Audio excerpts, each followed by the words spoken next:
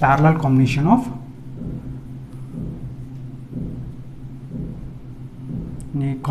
of resistances.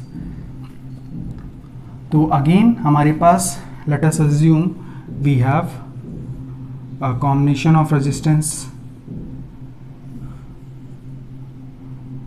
जिसमें हमारे पास 3 resistances हैं. This is R1, this is R2, this is R3, and they have been connected across a potential difference across a battery of voltage V. Again हम लोग यहाँ पे जो consider कर रहे हैं, source resistance is considered to be 0 for ideal condition. If we require और a certain value of resistance has been given in that particular numerical, then you can add up that value in the form of source resistance in the given circuit and you can calculate those values.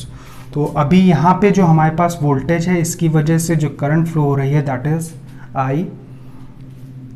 अब ये जो current है when it reaches this node, this is a node is basically a point where different devices has been connected or joined together.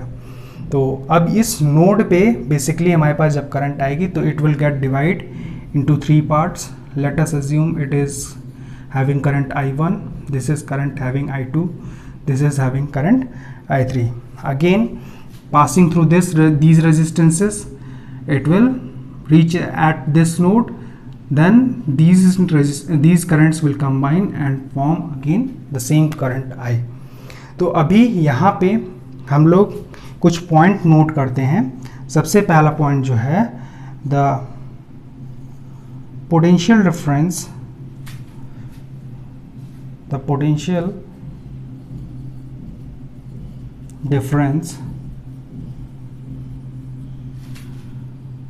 in a parallel circuit remains constant. ये सबसे important point है note करने का कि जो हमारे पास potential difference है वो कांस्टेंट रहेगा, यानी कि यही पोटेंशियल डिफरेंस R3 के क्रॉस रहेगा. Same potential difference is also going to be lying across R2 and same potential difference is also going to be there across R1. तो अब हमारे पास इसके क्रॉस अगर हमारे पास पोटेंशियल V है, we can calculate I3.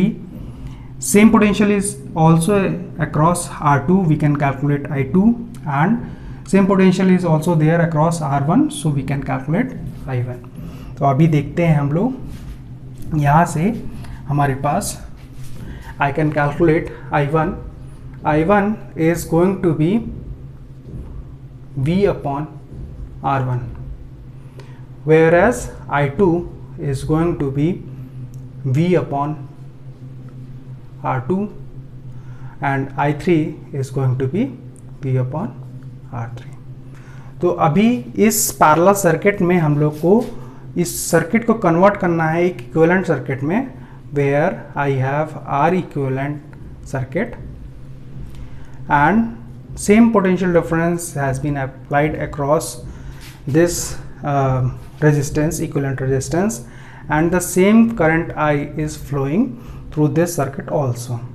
तो ये जो करंट होगी I that will be equals to V upon R equivalent. तो this current I should be equals to this current I. और जो पैरेलल कंडीशन में ये करंट I है that is sum of I1, I2 and I3. So I can from these equations I can write I is equals to I1 plus I2 plus I3. So we have V upon R1 plus V upon R2 plus V upon R3 is going to be the current I. Therefore this implies I is equals to V into 1 upon R1 plus 1 upon R2 plus 1 upon R3. So this is equation number 2, this is equation number 1, equating equation 1 and 2, we have V upon R equivalent is equals to V into 1 upon R1 plus V1 upon R2 plus 1 upon R3.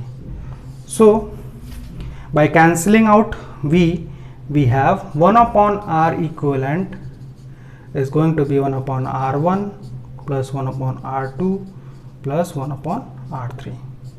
So this is going to be the equation of equivalent resistances for any given parallel combination of resistances. So you can pause the video and note down the derivation of the parallel combination of resistances. तो जैसा कि हम लोग ने series combination of resistance में देखा था कि अगर मेरे पास n रेजिस्टेंसेस गिवन है of equal values which were connected in series, then we have n into r, where r is the value of each resistances. So similarly we are going to take a case where we have all three resistances जो कि हमारे पास same value के हैं, equal values के हैं. Then what is going to be happen, ये हम लोग चेकआउट करते हैं. तो यहाँ पे हम लोग देखते हैं कि if we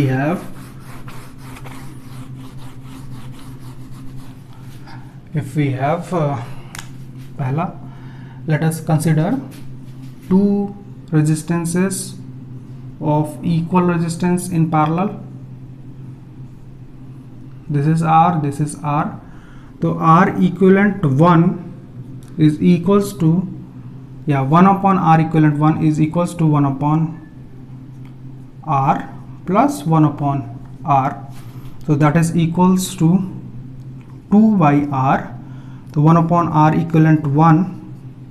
This implies R equivalent 1 is equals to R by 2.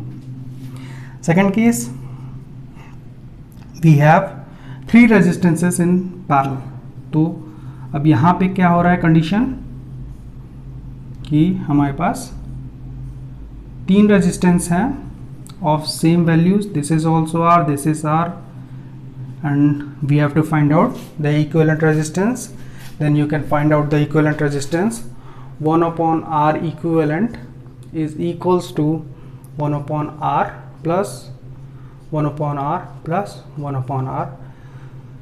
So that will be equals to R by 3. Similar case, if we have 4 resistances, then it is going to be R by 4. So if we take n resistances of each of value R connected in parallel, then equivalent resistance R equivalent will be equals to R upon n. So this is the conclusion. If we have n resistances when connected in parallel, each are having a value of R, then the equivalent resistances of this combination of n resistances will result in a value that is R by n. तो यहाँ पे देख सकते हैं हम कि हमारे पास जो वैल्यू हो रही है that is getting divided. तो हम जो देख सकते हैं कि यहाँ से कि हमारे पास जो वैल्यू आ रही है that is less than the given resistance. अगर यहाँ पे हमको रेजिस्टेंसेस R की वैल्यू दी हुई है तो equivalent resistance is going to be less than that of the given resistances. तो यहाँ पे एक कंक्लूजन हमारे पास, एक और कंक्लूजन आता है कि if we are connecting resistances in parallel, then we are going to get an equivalent resistance which is less than the least value of the resistance which has been connected in that particular circuit. तो इसको हम लोग देख लेते हैं एक ये conclusion भी देख लेते हैं. Let us consider two resistances. For example we have 10 ohm resistance और हमारे पास एक 5 ओम का रेजिस्टेंस है. This is connected in parallel. तो हमको अगर इसका आर इक्विवेलेंट निकालना है तो आर इक्विवेलेंट निकालने के लिए आपको हमेशा हर बार 1/R1 प्लस 1/R2 करने की ज़रूरत नहीं है. यहाँ से हमारे पास देखिए आर इक्विवेलेंट को मैं क्या लिख सकता हूँ. R equivalent 1/R equivalent is equals to R1 plus R2 divided by R1 R2. This implies R equivalent is equals to R1 R2 divided by R1 plus R2.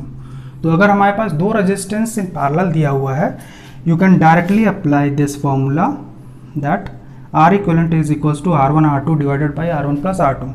तो हमारे पास यहाँ पे जैसे है तो this is going to be 10 into 5 divided by 10 plus 5.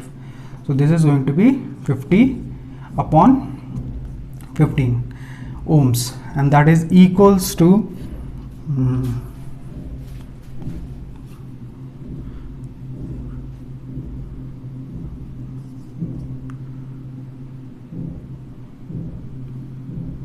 3.3 ohms.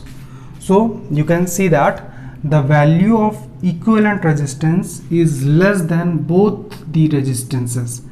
तो हम यहाँ से क्या कह सकते हैं, in parallel connection the equivalent resistance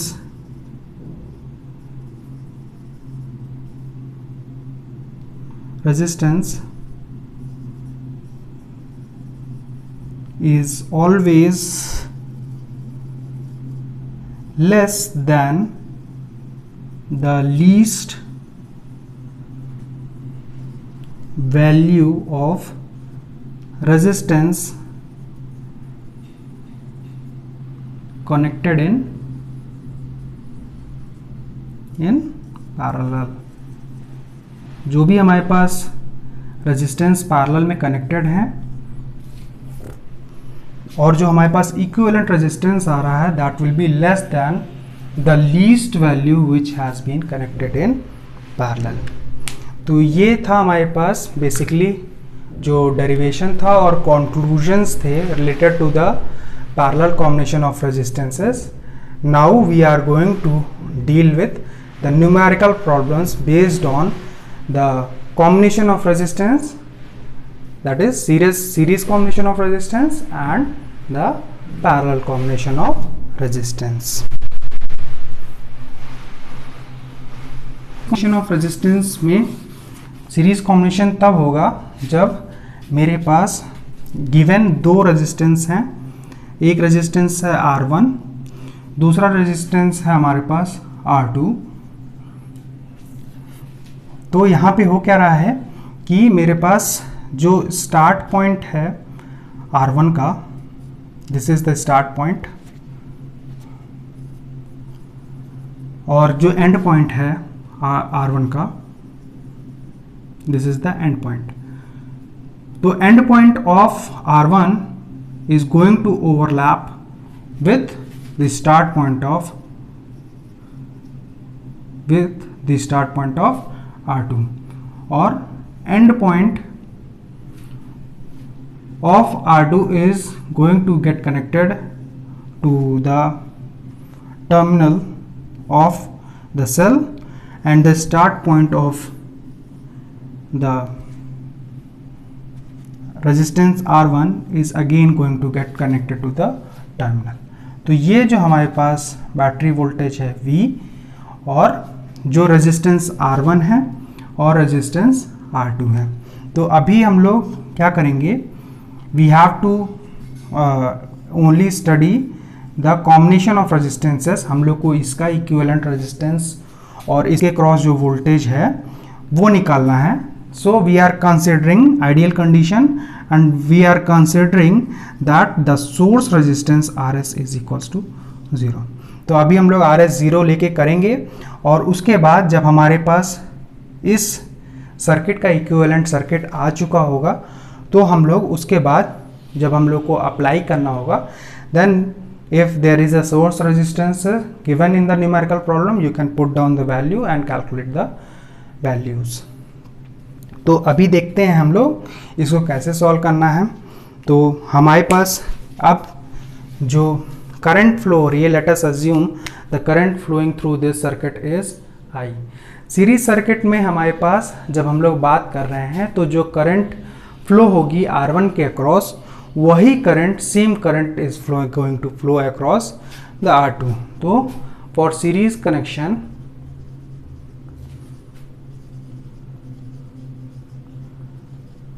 we have constant current flowing through the given resistances। जो भी गिवन रेजिस्टेंसेस हैं उसके अक्रॉस जो हमारे पास जो करंट फ्लो होगी दैट विल बी सेम। तो let us draw a equivalent circuit. हमारे पास जो वोल्टेज है वो रिमेन होगा, सेम होगा वोल्टेज। हमारे पास एक इक्विवेलेंट रेजिस्टेंस आ चुका है and the current flowing through this circuit is also I। तो हमने एक इक्विवेलेंट रेजिस्टेंस ले लिया इन दोनों रेजिस्टेंस की जगह पे, जिसकी वजह से सेम करंट जो कि हमारी यहाँ फ्लो हो रही थी, that same current is going to flow this through this circuit. तो अभी यहाँ पे अगर मैं निकालूं जो करंट होगी I is equals to V upon R equivalent. I is equals to V upon R equivalent. यहाँ पे जो करंट होगी this is I is equals to V upon R equivalent. तो हमारे पास जो करंट यहाँ पे फ्लो हो रही है that should be equals to this current। तो somehow we have to calculate the current over here, and when we are going to equate those two equations, the equation of current from this circuit and the equation of current from this circuit, then we are going to get the equivalent value of the equivalent resistance। तो इसको देखते हैं हम लोग क्या करते हैं, पहले जो है जो करंट की वैल्यू है वो निकालने की कोशिश करते हैं।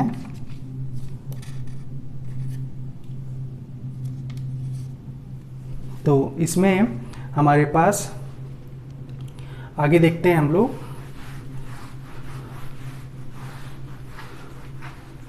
कि हमारे पास हमने ये देख लिया कि एक इक्विवेलेंट रेजिस्टेंस ले लिया था R इक्विवेलेंट, और जो वोल्टेज ले लिया था V।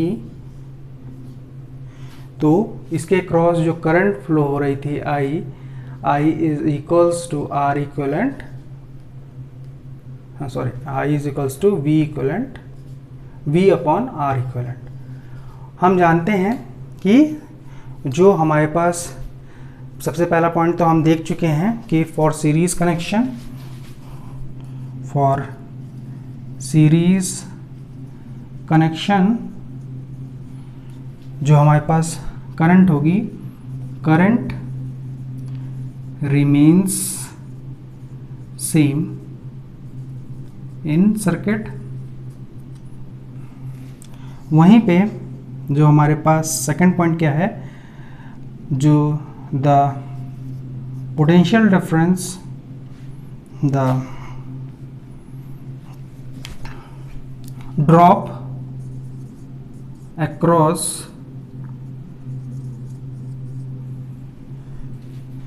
across the sum of drop, the sum of voltage drop across each resistance is equals to the battery voltage। तो जो हमारे पास पोटेंशियल ड्रॉप होगा across resistance R1 plus the potential drop across resistance R2, that will be equals to the potential difference of that battery. तो अब हम जानते हैं अकॉर्डिंग टू ओम्स लॉ, अगर रेजिस्टेंस R1 के अक्रॉस करंट I1 फ्लो हो रही है तो the potential drop V1 is going to be equals to I into R1। वहीं पे जो हमारे पास पोटेंशियल डिफरेंस अक्रॉस R2 होगा, same current is flowing, so this V2 is equals to I into R2. So therefore we have V, the potential difference V is equals to sum of V1 plus V2. So therefore this implies I1 R1 plus I2 I into R2, so that is going to be equals to I into R1 plus R2, so that is equals to, या मैं बोलूँ कि the current I is equals to V upon R1 plus R2. So this is the second equation, this is the first equation. So equating first and second, we have R equivalent is equals to R1 plus R2. So for a series connection of resistances, we have the equivalent resistance as the sum of all the given resistance. अभी अगर हमारे पास n resistance of equal values होंगे, then the R equivalent will become n into R. So if we have, next हम लोग देख लेते हैं एक concept. If n resistances of equal value are connected in series, then R equivalent will be equals to n into R. So जो हमारे पास equivalent resistance आ जाएगा, that is going to be n into R. So this is the derivation of the for the series combination of resistances. तो आज के लिए ये हमारा last topic था जिसको हम कवर करने वाले थे. तो we will meet in the next lecture. Till then, stay tuned, keep learning and be healthy. Thank you.